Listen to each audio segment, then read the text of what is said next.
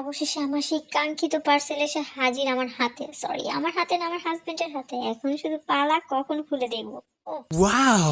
ফার্স্টেই বের হয়ে গিয়েছে। আমার পছন্দ না, শুধু আমার পছন্দ না, প্রতিটা আর্টিস্টের ড্রিম মন্ট মার্ট কালার। তবে এবার একটু সামর্থ্য কম, তাই 24 কালার নিয়েছি। কি কিউট না ভাই? খুলতেছে না কিসের জন্য? কোন দিক দিয়ে খুলে এটা? আচ্ছা আচ্ছা, আরে বুঝছি, এটা আমার কাঁচি লাগবে, কাঁচি। আচ্ছা, কাঁচি দিয়ে গুতা দিয়ে আগে খুলে নিই, গুতাগুতি করে খুলে ফেলছি। এখন দেখো তোমরা আমাদের সেই, না তোমরা দেখো আমার সেই মন্ট মার্ট 24 কালার, তাও প্রত্যেকটা 36 ml করে। উফ, কালার গুলো কি জোস যে, মানে তোমাদেরকে বলে বোঝানো, উফ, মনটা চাই কি একদম ধরে খেয়ে ফেলি। কি মানে, দেখো দেখো কি মাখনের মতো। ইয়া, Uh-oh. কি খেতে ইচ্ছে করছে না? আমারও। আচ্ছা ঠিক আছে ভাই, বাই দ্য ওয়ে, আমি জানি তোমরা আমার মতো এতটা পাগল না যে কালার খেতে ইচ্ছা করবে, কিন্তু আমি কিন্তু সেই রকমই পাগল। তো এই হচ্ছে আমার সেই কালার প্যালেট, যেটাতে আমি সেই মাখনগুলো নিয়ে নিয়ে খাবো, আমি একটু আঁকিবুকি করবো।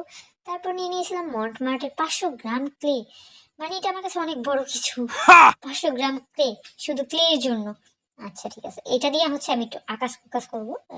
সেই এই জন্যই আকাশ কুকাশ বলতে পারছি না, মানে আমি হচ্ছে ক্রাফটের কাজ করতে গেলেই কাজ বাড়াই, তো সেইগুলোই কিছু।